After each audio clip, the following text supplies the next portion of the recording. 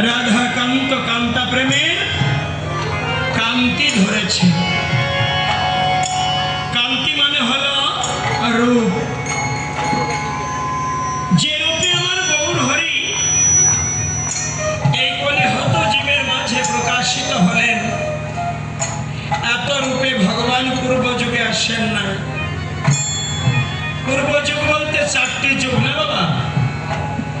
এই চারটি যুগ হলো সত্য, দ্বাপর, ত্রেতা, কলি। এই চারটি যুগ কতবার এসছে, কতবার গিয়েছে? 27 বার এসেছে, 27 বার গত হয়েছে। এইবার হলে হবে 28 বার। এর আগে সনাতন ধর্ম ছিল, আজও আছে এবং ভবিষ্যতে থাকবে। সনাতন কথার অর্থ হলো চিরন্তন। যাহা অতীতে ছিল, বর্তমান আছে এবং ভবিষ্যতে থাকবে। যাহা কিছু চিরন্তন তাহাই সনাতন। আর এই চারটি যুগ আগে ছিল সত্য, দ্বাপর, ত্রেতা, কলি। পরে হলো সত্য, ত্রেতা, দ্বাপর, কলি। তার কারণ মাঝে একটা যুগ পরিবর্তন হয়ে গেল। একটা ছেলে যুগ পরিবর্তন করেছিল, তার নাম কি? সদানন্দ। গৌতম পুত্র অহল্যার নন্দন সদানন্দ। পরে হলো সত্য, ত্রেতা, দ্বাপর, কলি।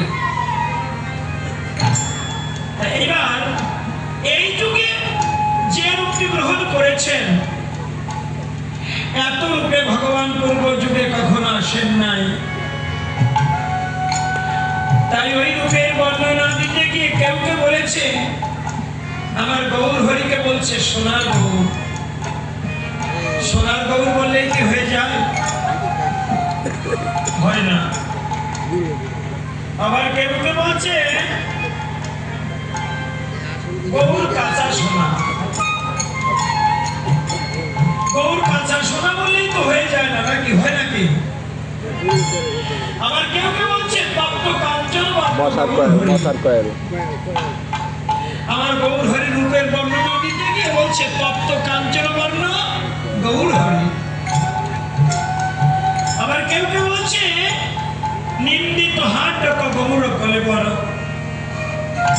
অর্থাৎ আমার গৌর হরি রূপের কাছে স্বর্ণের বর্ণ তুচ্ছ, স্বর্ণের বর্ণ নিন্দনীয়, হার মেনে যায়। আমার গৌর হরি কি শুধু রূপ? রূপের বর্ণনা যেমন বলে বোঝানো সম্ভব নয়, লিখে বোঝানো সম্ভব নয়। আর গুণও তেমন, উহা লিখে বোঝানো সম্ভব নয়।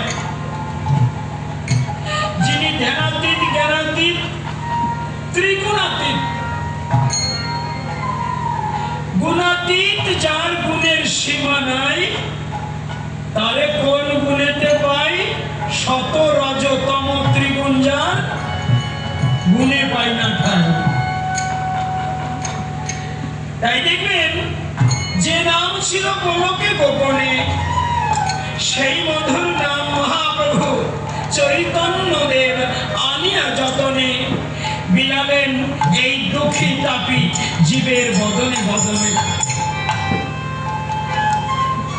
তাই শাস্ত্র মধ্যে বর্ণনা করা হয়েছে, অনর্পিত চরিঞ্চিরাত করুণায় অবতীর্ণ করো,